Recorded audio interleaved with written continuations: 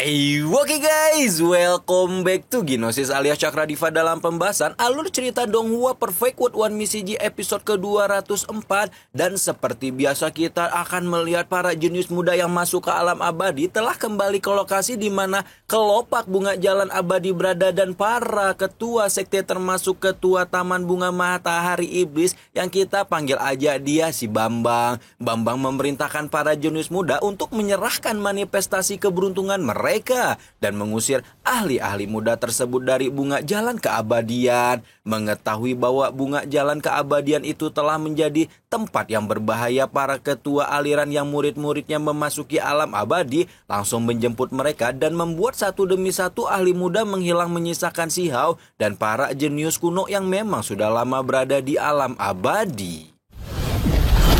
Si Bambang sedikit terkejut melihat ada ahli muda yang memiliki kekuatan seperti itu dan langsung menyadari bahwa pemuda yang baru saja melarikan diri dari serangannya adalah anggota klan Kekaisaran Sang Raja 10 Mahkota Tianzi. Tidak hanya Tianzi yang dapat melarikan diri, Zetian pun melakukan hal yang sama sehingga para ketua sekte itu hanya bisa berpuas diri dengan beberapa ahli krucil yang tersisa. Ketika bapak-bapak antek dajjal yang serakah itu sedang memalak ahli muda yang tersisa, keributan pun pecah dan mengundang kemunculan naga Yinglong yang langsung memanfaatkan si Hao untuk mengaktifkan jimat penghancur kekosongan sebelum akhirnya melarikan diri. Salah satu petinggi aliran besar yaitu pelindung klan surgawi yang namanya Tian Rejuhu Douren, tapi kepanjangan jadi kita panggil aja Tian Reju, murka luar biasa setelah mengetahui bahwa target utama aliran besar dalam operasi ini alias si Huang malah melarikan diri. Awalnya si Hao merasa cukup santai berpikir telah berhasil melarikan diri, namun ternyata Tian Reju masih mengikutinya dan berambisi untuk menghabisi junior kurang asem itu dengan sisa energinya yang telah menipis. Kalau hanya menghadapi tua bangka yang dulu sudah pernah digebugin sama Abah Ki Daulin, si Hao sih tidak gentar. Namun nasib buruknya menghampirinya ketika satu demi satu ketua aliran lain muncul, mulai dari si Bambang, penguasa alam bawah Mingtu, kepala goa awan api yang kita sebut aja Yanto, dan wakil ketua kerajaan surgawi yang kita sebut aja dia Tukijan. Wow. Tukijan menunjuk ke arah si Hao dengan marah ketika mengingatkan bagaimana pemuda itu menghabisi murid-muridnya di alam abadi. Namun si Hao sama sekali tidak goyah ketika berpikir bahwa kekejaman kerajaan surgawi kepada dia dan gurunya masih jauh lebih besar sehingga pantas untuk dicabut sampai ke akar-akarnya. Ternyata tidak selesai sampai Tukijan saja, masih ada ketua aliran lain yang bermunculan di sekitar si Hao, yaitu ketua kuil ilahi yang kita panggil aja dia Joko, ketua sekte kondensasi emas yang kita panggil aja dia si Emas, serta ketua lembah pedang yang kita panggil aja dia Bowo aja deh ya, udah kebanyakan nih namanya. Nah, setelah Bowo bergabung saat ini ada 8 ahli dengan kekuatan di ranah Void Dao atau setingkat ketua sekte yang mengeroyok si Hao berame-rame.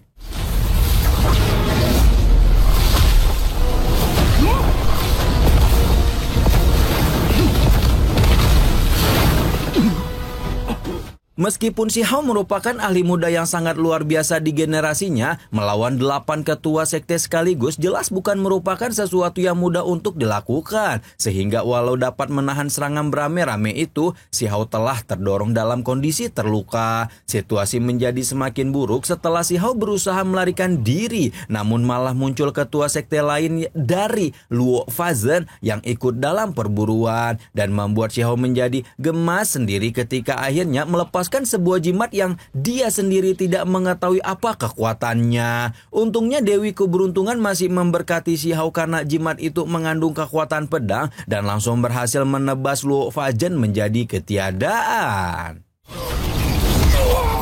Namun mengalahkan Luo Fazen benar-benar tidak berarti apa-apa karena sepersekian detik kemudian Yanto dan Bowo diikuti dengan 6 ketua sekte lain telah berhasil mengejarnya, di mana Tian Renju yang memang memiliki dendam kesumat sangat-sangat berambisi untuk menghabisinya.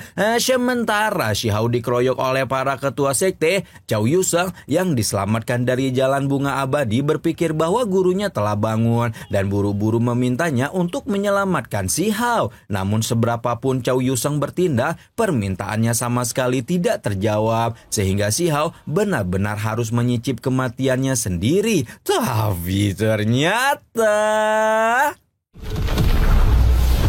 Tapi ternyata tepat ketika Si Hao sudah terluka parah dan hampir digeprek berjamaah, sesosok bayangan emas turun dari langit sebelum berubah menjadi ketua Dojo Supreme. Siapa lagi kalau bukan Abah Qi Daolin yang langsung mengancam akan membunuh siapapun yang telah menindas muridnya. Awalnya geng ketua sekte masih optimis karena Qi Daolin sendirian pasti tidak akan bisa menghadapi mereka semua. Namun ternyata Si Hao tidak hanya mendapatkan satu bala bantuan, karena beberapa waktu kemudian cahaya emas lain jatuh dari langit sebelum akhirnya mengungkapkan dirinya sebagai Bumi Sengling alias makhluk abadi yang dahulu pernah diselamatkan Si Hao, sehingga bersumpah akan membunuh siapapun yang menyentuh pemuda tersebut. Mamam!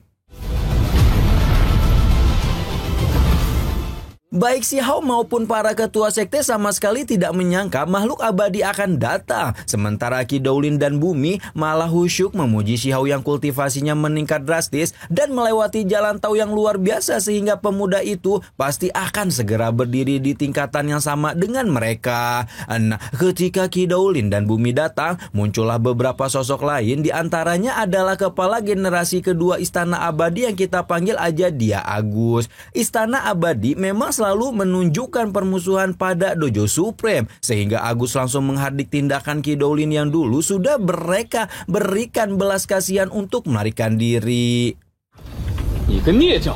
Ketika Agus muncul, Tian Renju juga langsung menjadi kompor meleduk dan dengan berapi-api menyebut bahwa Qi Daolin adalah orang yang suka membuat gara-gara. Hari ini juga dia telah membunuh begitu banyak murid aliran besar ketika pertama kali datang. Dan hal itu mau tidak mau membuat ketua sekte lain menjadi ikut emosi ketika meminta Qi Daolin untuk tidak bersikap seenaknya dengan menyinggung aliran besar seperti ini, padahal Dojo Supreme-nya sendiri telah runtuh. Namun Qi Daolin sama sekali tidak peduli, toh murid yang berasal dari sekte runtuh itu telah menghabisi begitu banyak ahli muda aliran besar. Qi Daolin malah menyebut tindakannya hari ini adalah janji yang harus dia penuhi, karena dia telah bersumpah akan membuat siapapun yang menyerang muridnya hancur bahkan sampai ke keturunannya.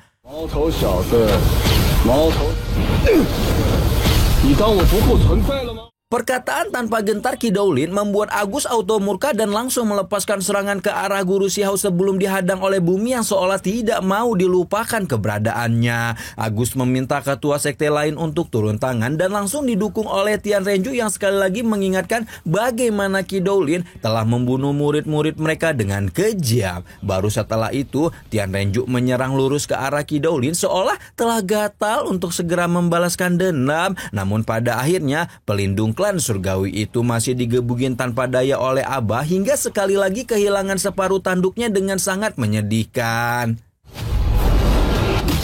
Setelah Tian Renju dihajar oleh Qi Daolin, Agus mengajak semua ketua sekte untuk menyerang bersama-sama dan kali ini diikuti sehingga Abah dan Bumi harus bertarung melawan beberapa lawan sekaligus saking terlalu banyaknya kepala aliran yang menargetkan Si Hao. Qi Daolin masih tampak stabil dalam pertarungan ini, sementara Bumi sempat dihempaskan dengan serangan beramai-ramai hingga membuatnya agak emosi. Karena tidak mau membiarkan antek-antek Dajjal itu bersuka cita, Bumi pun meraung sebelum kemudian mengambil wujud daunnya dan merobek seekor naga ungu raksasa yang dikirimkan oleh ketua sekte Tau Naga Iblis yang tadi join tawuran di tengah jalan. Si Hao tampak antusias ketika melihat bala bantuannya begitu luar biasa dalam pertarungan yang jelas kalah jumlah ini. Sementara Qi Daolin berniat untuk melibas beberapa ketua sekte sekaligus dengan mengaktifkan teknik surgawi 89 surga miliknya. Para ketua sekte jelas paham betapa menakutkan kekuatan teknik 89 surga dan buru-buru melarikan diri dari jangkauan teknik Qi Daolin. Namun sayang, ketua sekte Goa Awan Api alias si Joko masih tetap terjebak dan tidak bisa berbuat apa-apa ketika akhirnya dihancurkan oleh kekuatan teknik surgawi 89 surga yang sangat begitu kejam. Di sisi lain Bumi tampak cukup kewalahan melawan beberapa ketua sekte dan hampir saja tersapu badai energi hingga tiba-tiba Tiba-tiba saja sosok yang begitu cukup familiar sekaligus asing bagi Xiao muncul di tengah pertarungan, di mana sosok tersebut adalah mbah-mbah yang tukang minuman setan yang dulu telah menukarkan token murid untuk mengikuti seleksi alam abadi dengan teknik kunpeng. Masih inget kan? Gak inget mah kebangetan pokoknya ya. Awalnya Xiao masih hanya mengenali mbak-mbak kunpeng random ini sebagai senior yang berbaik hati membantunya. Namun setelah menelaah baik-baik dan menganalisa dari pernyataan para ketua sekte, Xiao akhirnya sadar bahwa Mbah Kunpeng ini sebenar-benarnya adalah tubuh kedua bumi Sengling yang menandakan bahwa makhluk abadi tersebut telah membantunya sejak sebelum memasuki alam abadi dan benar-benar tidak ragu mengalami kehancuran untuk dirinya sendiri.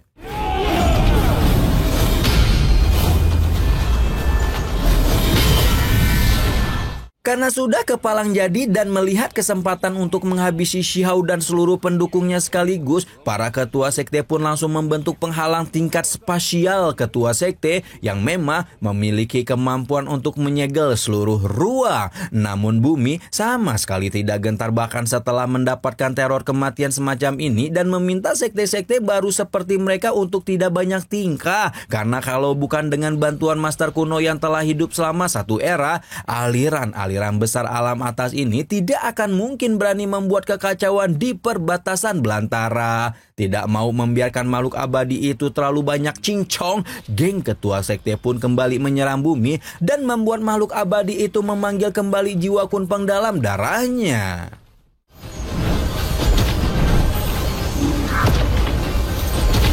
Kekuatan bumi setelah tubuh keduanya datang tidak dipungkiri memang menjadi jauh lebih besar. Namun hal itu masih belum cukup untuk mengalahkan ketua sekte yang berkumpul. Qi Daolin sendiri juga tidak bisa banyak membantu karena dia telah disibukkan oleh beberapa ketua sekte. Di sisi lain Xiao ternyata juga tidak bisa bersantai karena ketua kuil ilahi yang siapa tadi ya namanya Joko gitu ya. Nah, si Joko ini telah memanggil dua binatang peliharaan kuilnya yang memiliki kekuatan tingkat kuashi ketua sekte. Beberapa ketua sekte benar-benar menargetkan tubuh keduanya sehingga bumi pun menggunakan jiwa kunpeng untuk melindunginya selama tubuh kedua itu menyalurkan kekuatan padanya.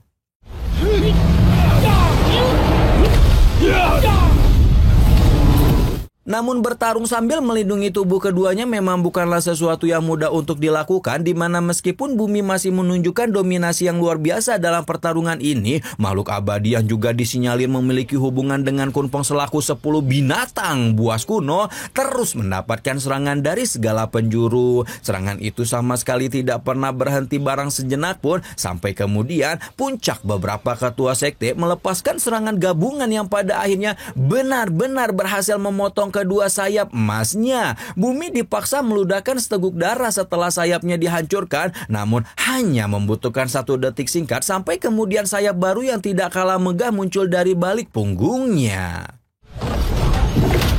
Tidak menunggu waktu lama setelah sayapnya muncul kembali, bumi langsung menerima serangan bertubi-tubi lagi dari para ketua sekte, dan Qi Daolin seperti sebelumnya juga tidak dapat berbuat apa-apa karena harus menahan beberapa ketua sekte lain yang tersisa. Ketika itu sebuah raungan muncul dari langit ketika burung penglangit Ajura dan burung pengsayap emas berusaha untuk menerobos penghalang, di mana kedua burung itu kemungkinan juga merupakan bala bantuan yang dikumpulkan oleh bumi. Meskipun semakin banyak musuh berkumpul, para ketua sekte itu sebenarnya merasa senang sekaligus sombong karena tidak hanya menghabisi pendosa besar seperti Hua, berkat penjahat kecil ini mereka juga bisa mengeliminasi banyak musuh sekaligus.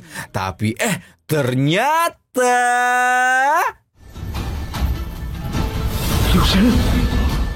Mamam, udahlah bala bantuan paling edan, paling dewa, se-perfect word udah muncul guys ya.